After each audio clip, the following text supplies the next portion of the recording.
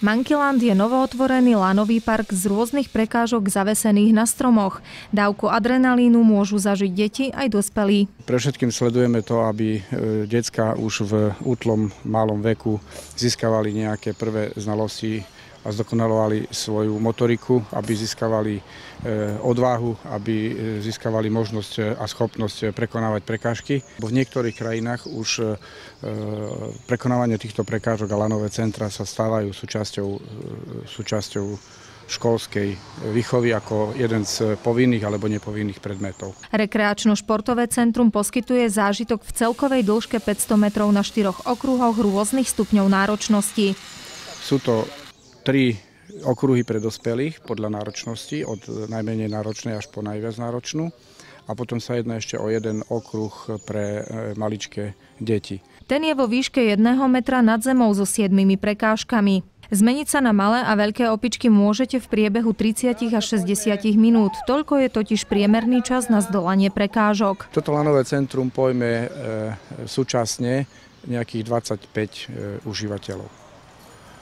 Ešte snáď taká jedna rarita, súčasťou toho je aj lanovka, kde sa môžete spúšťať k tomu určenej kladke.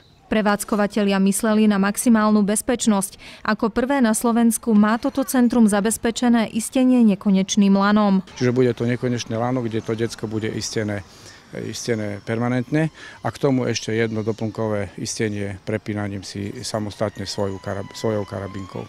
To je tá záruka toho, že nemusí, aj v prípade, že sa niečo stane alebo príde k nejakej dlobe alebo niečomu podobnému, tak sa nemusia rodičia obávať.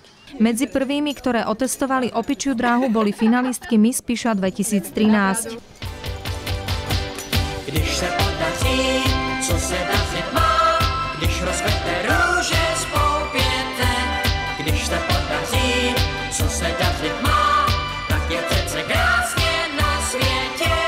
Když se podaří, co se dařit má, když je slunce jako ze zlata, když se podaří, co podařit se má, podaří se také. Monkeyland je pod stálym dohľadom kamerového systému, aby nedošlo k poškodeniu objektu. V okolí Madaras parku preto bude aj zvýšená hliadková činnosť.